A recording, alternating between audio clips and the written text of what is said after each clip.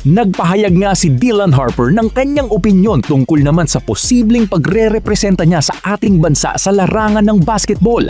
At sa huling parte ng ating video ay nandun mismo ang kanyang naging pahayag. Kai Sotto naman laban sa top NBA big man prospect ngayong 2026 na mula sa Spain. Isang 7 feet 4 inches player, ito ang ating inaabangan. No call sa NBA Finals Game 3, napansin at naging viral na issue para sa mga fans.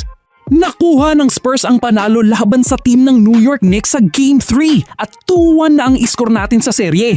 Home court pa rin ng Knicks sa Game 4 at titignan natin kung makakatabla pa ba ang Spurs sa serye o tuluyan na ngang mas makakalamang pa ang team ng Knicks sa NBA Finals. Naging issue naman at usap-usapan sa NBA community ang ginawa ni Wembanyama kay Jalen Brunson na hindi nga tinawagan ng referee. At para sa ating commentator, dapat talaga ay isa itong flagrant one. Marami tuloy ang nagsasabi na ang Spurs ngayon ang parang Thunder.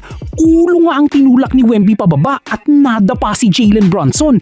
Kitang-kita na dapat ay may tawag ang referee sa play na iyon kahit isang regular foul man lamang. Dahil isipin mo na lang na kung sa bawat play ganyan ang gagawin ay ayos lang para sa referee, ay sigurado na away ang susunod na mangyayari sa pagkita ng mga players. Sa top comments naman na nakita natin ay hindi ito nakita ng referee. Ito ay inignore nga ng mga referee na kung saan ay hindi tama. Kaya naman posible na magkaroon ng fine ng mga referee pagkatapos na reviewin ang play na ito ng NBA. Sang-ayon naman ang karamihan sa mga fans dahil alam natin na iba kapag ulo ang pinupuntirya sa laro. Isipin mo na lang kung si Belga at Abueva mo gagawin ng move na ito, maging kay Lebron kung hindi magkakagulo. Halos lahat naman ng mga players kapag ginawa mo ito sa kanila ay sigurado na hindi nila magugustuhan at dapat talaga flagrant one ang naging tawag ng referee sa ginawa ni Wembanyama, gaya na rin ang nasabi ng commentator ng laro. Oh, whoa! That's, excuse me, that should be a flagrant one. May itatapat naman dito kay Kai Sotto sa NBA Summer League at nakita natin sa top prospects ng NBA Draft 2026 ay merong isang 7 feet 4 inches big man na si Aday Mara na mula sa Spain at naglaro sa USNCAA Division 1 para sa team ng Michigan.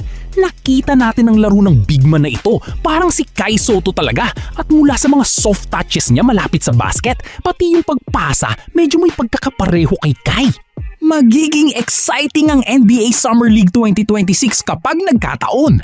Kai Sotto laban sa isa sa top NBA big man prospect ngayong 2026 at nakita natin na projected sa NBA Draft 2026 bilang number 10 pick itong si Aday Mara ng ESPN.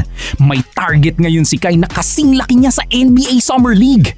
At kung mas naging maganda ang laro ni Kai Sotto laban sa player na ito sa NBA Summer League, kung sakali man na magkakaharap sila sa parehong playing time at plays, ay masasabi natin na maganda ang chances ni Kai na makakuha ng NBA contract. Ito nga ay kung mas maganda ang maipakita ni Kai sa parehong playing time. Inuulit natin ang playing time dahil malaki ang impact nito sa performance ng isang manlalaro. Mas mahaba ang playing time ng isang manlalaro, mas maganda, mas maipapakita niya ang kanyang kakayahan sa paglalaro ng basketball. Magiging exciting ang NBA Summer League 2026 para sa atin, lalong-lalo na kapag pumutok ang balita na meron ng team si Kai Sotto sa NBA Summer League. At ito ang inaabangan natin. At talaga namang sinabi ni Coach Timko na ang sabi sa kanya ng kampo ni Kai Sotto ay maglalaro si Kai sa NBA Summer League. Lumabas rin na ang dalawang teams ng LA ang nagkaka-interes dito kay Kai Sotto, ang Clippers at Lakers. At hindi ito kumpirmado, isa pa ring spekulasyon na may chance na magkatotoo, lalong-lalo na nga at ang goal talaga ni Kai habang nasa kanyang kalakasan ay ang umabot sa NBA na posibleng magkatotoo hanggat hindi pa niya nalalagpasan ang kanyang prime age. Marami pang chances si Kai Sotto, bata pa ito at maaabot niya ang kanyang pinaka-prime sa kanyang mid-20s. May kagustuhan si Dylan Harper na maglaro para sa ating bansa, pero hindi nga lang siguro ito sa FIBA competitions. Yung mga tournament na kung saan pwede niyang irepresenta ang ating bansa kagaya na lamang ng sa Asian Games na mas maluwag ang patakaran ng eligibility at pwede pa silang magsabay ni Jordan Clarkson. Kung sa FIBA, pwede rin naman si Dylan Harper pero bilang isang naturalized player na nga. Eto ang problema ng Gilas. Kahit na may gustong maglaro para sa ating ating bansa sa FIBA, hindi ito ganun kadali dahil sa higpit ng rules. At minsan, yung bayad nga rin, mahal. Hindi yan mawawala, lalong-lalo na kung talented talaga ang mga players na kagaya ni na Harper at Clarkson. Nakita naman natin na maging ang KBL ay nagkaka-interest dito kay Scottie Thompson. Inaabangan kung kailan siya magiging free agent. Pero nakikita naman natin na hindi siya bibitawan ng Ginebra. Kayang-kaya ng Ginebra na tapatan ng offer sa kanya ng KBL. At ang isa pa, merong patakaran ng PBA ngayon. Isang 3-year ban sa liga kapag lumipat sila ng liga at hindi sila nag-renew ng kontrata sa team na kanilang kinabibilangan. Kaya naman malabo nang lumipat si Scottie sa KBL kahit interesado pa sila sa kanya.